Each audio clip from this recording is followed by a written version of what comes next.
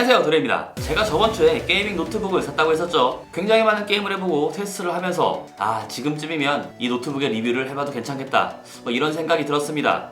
그럼 지금부터 에이수스의 FX504 모델 리뷰 시작해보도록 하겠습니다. 자, 간단하게 스펙을 먼저 알아볼까요? 자, 제가 스펙은 간단하게 표로 만들어 주겠습니다.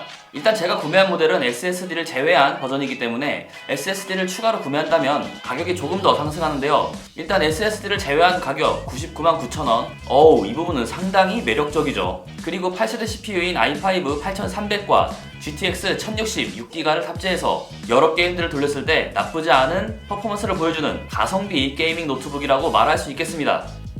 페이퍼 스펙만 보면 말이죠.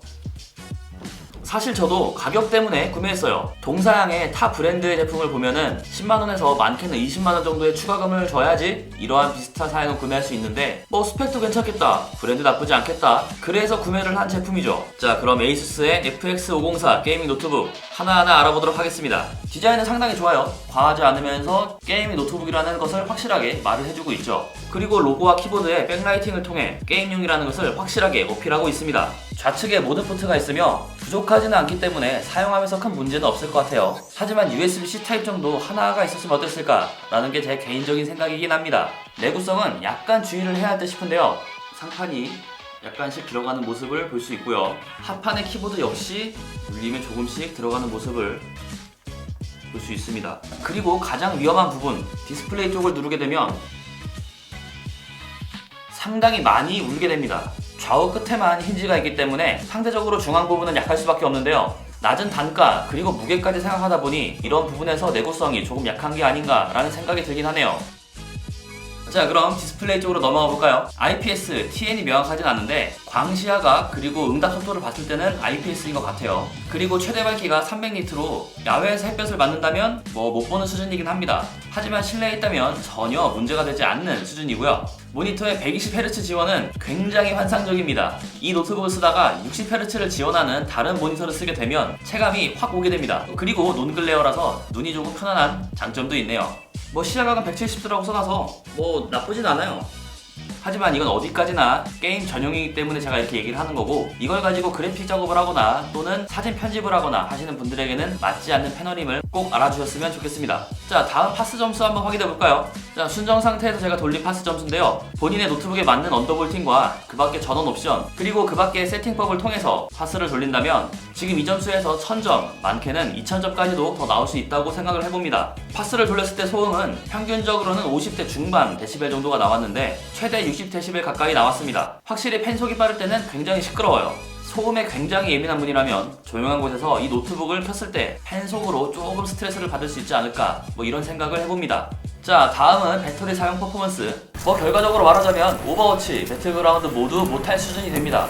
CPU와 GPU의 성능을 상당히 제한시켜 상당히 끊기는 프레임으로 게임을 해야죠. 그럼에도 배터리 소모는 엄청납니다. 오버워치 기준으로는 빠른 대전 4판 내외, 배틀그라운드 기준으로는 1등을 하고 난 후에 다음 판은 한 탑 50 정도면은 배터리 부족으로 꺼질 수 있을 거라고 예상해봅니다. 충전은 5에서 30까지는 대략 20분, 5에서 70까지는 대략 50분, 그리고 풀 충전까지는 1시간 10분이 조금 넘게 걸린다고 얘기할 수 있겠네요. 물론 저전력 그리고 일반적인 용도로는 차고 넘치게 사용할 수 있지만 이건 어디까지나 다목적용이 아니고 게이밍 노트북이기 때문에 배터리의 소모량에 대해선 유저분들의 이해가 필요하겠죠. 자, 그리고 전원 연결 퍼포먼스 나쁘진 않아요. 오버워치 기준 그래픽 품질은 보통 최대 프레임은 120프레임 정도가 나와요. 하지만 이건 의미가 없는 거고, 평균 프레임이 90에서 100프레임 사이, 그리고 한타 때 80프레임까지 떨어지긴 하는데 그래도 90에서 100프레임을 유지하려고 노력하는 모습을 보여주고 있습니다. 자, 그러면 배그 기준 평균적으로 65프레임을 보여주고 있는데요. 배그는 기대보다는 못 미치는 프레임이더라고요. 물론 프레임 확보를 위해서 그래픽 품질을 더욱 낮추면 되겠지만 그럼에도 아쉬운 부분은 존재하죠. 자, 키감을 한번 알아볼까요?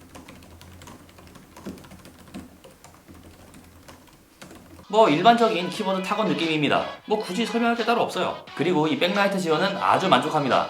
기계식이 아니라서 아쉬울 수 있는데 막상 게임을 해보면 잘 눌리고 키배치도 표준이기 때문에 딱히 불만은 안 생기더라고요. 그리고 스페이스처럼 깨알같은 디테일이 굉장히 마음에 들기도 합니다. 이 터치패드도 꽤나 훌륭한 편이에요. 맥북 프로와 비교했을 때 한 70% 정도 수준이라고 얘기할 수 있겠는데요. 약간의 이질감은 있지만 마우스가 없을 때 충분히 활용 가능한 터치패드라고 얘기를 할 수 있겠네요. 자, 스피커 쪽으로 넘어가 볼까요?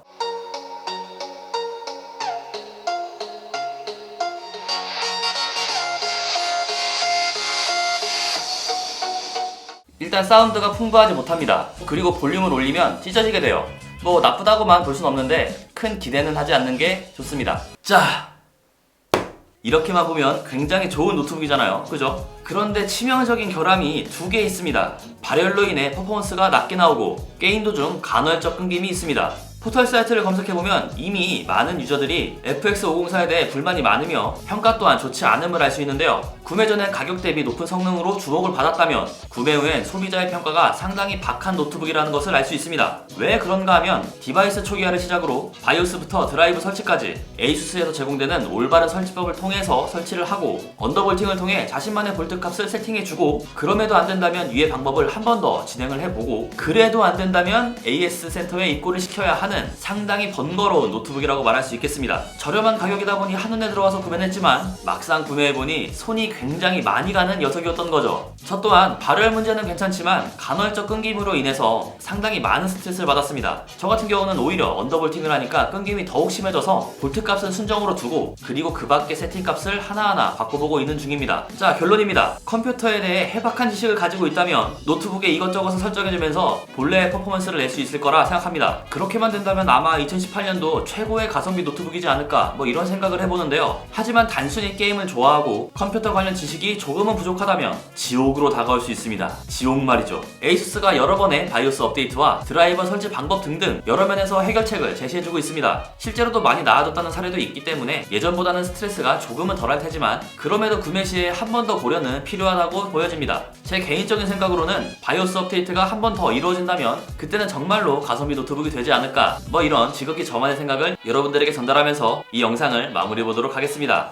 자, 오늘의 영상은 여기까지입니다. 영상이 재밌었다면 구독과 좋아요 해주시는 것 잊지 마시고요. 그럼 저는 다음에 더 재미난 영상으로 찾아오겠습니다. 그럼 다음에 또 봐요. 안녕.